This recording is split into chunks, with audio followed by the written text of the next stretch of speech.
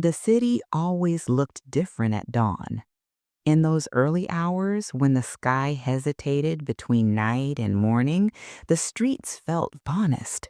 No horns, no rush, just silence wrapped in pale light. It was during one such dawn that Kabir first saw Anaya. He was sitting on the steps outside a closed bookstore, notebook balanced on his knee, watching the city wake up. Kabir had always loved mornings more than people. Mornings asked nothing of him. People did. He wrote to escape that weight, to make sense of feelings he never learned to speak aloud. Anaya passed by with quick steps, her scarf fluttering behind her like a loose thought. She slowed when she noticed him writing, curiosity softening her face. For a moment, they shared the same quiet, the same fragile peace. "You're awake early," she said, not unkindly. "So are you," Kabir replied, surprised by his own courage. She smiled, a small smile that carried warmth. "I like watching the city before it pretends to be strong." Kabir closed his notebook. "I like writing before I have to pretend too." Something shifted then, something subtle but permanent. They talked until the sun rose fully, until shopkeepers lifted shutters and the city reclaimed its noise. When they finally parted, Kabir felt as if he had misplaced something important without realizing it. They met again by accident, or so Kabir told himself, outside a bus stop, inside a library, once in the middle of a sudden downpour, sharing the shelter of a narrow balcony. Each meeting felt like a sentence continued from the last, unfinished but familiar. Anaya loved stories, not just reading them, living them. She believed every person carried a hidden novel inside, waiting to be understood. Kabir admired that belief, even when he didn't fully share it. He had grown up learning to be careful, to guard his heart like a locked room. Their friendship grew slowly, like roots under concrete.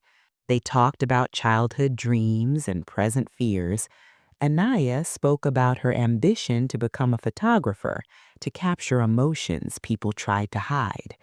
Kabir spoke about his fear of failing as a writer, of never being brave enough to share his work. "You don't fail by being afraid," she told him one evening.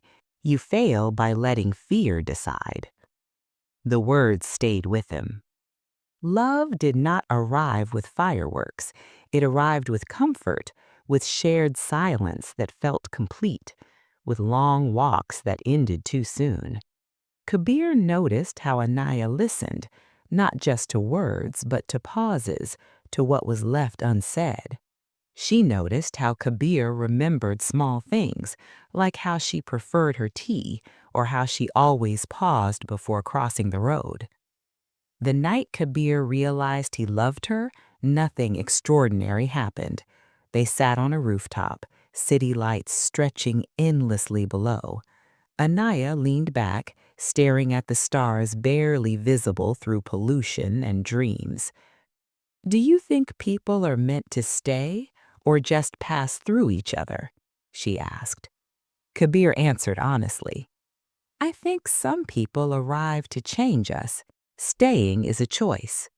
She turned to him, eyes searching his face. "Would you choose to stay?"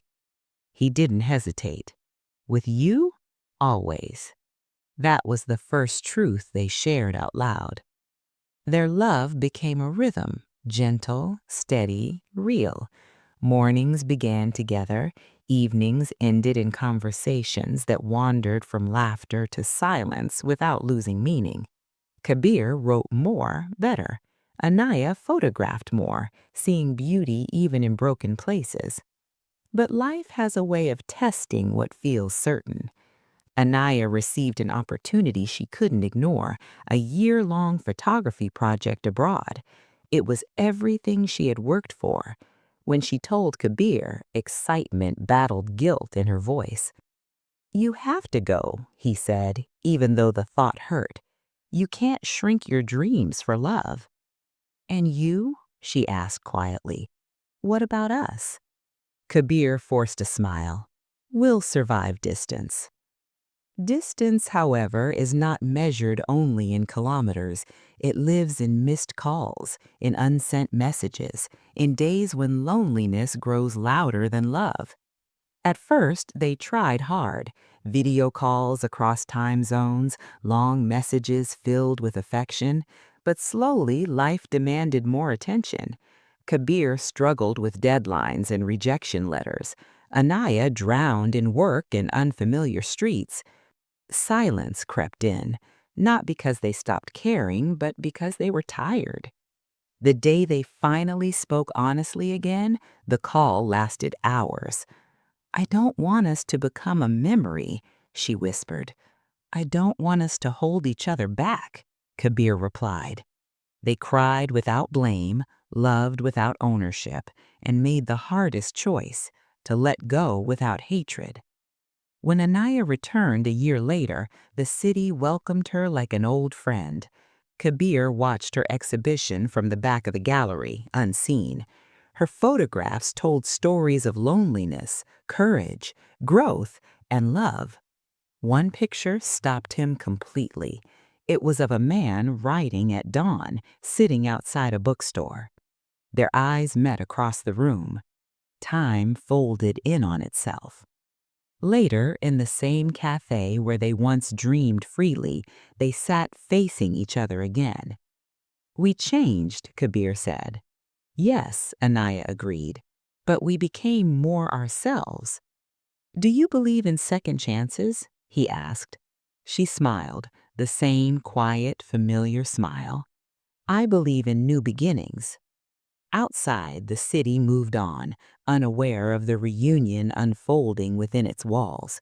Two souls, once separated by fear and distance, choosing again, not because they needed each other, but because they wanted to. And this time, they understood what forever truly meant. Not perfection, not possession, just choosing each other, again and again, despite everything.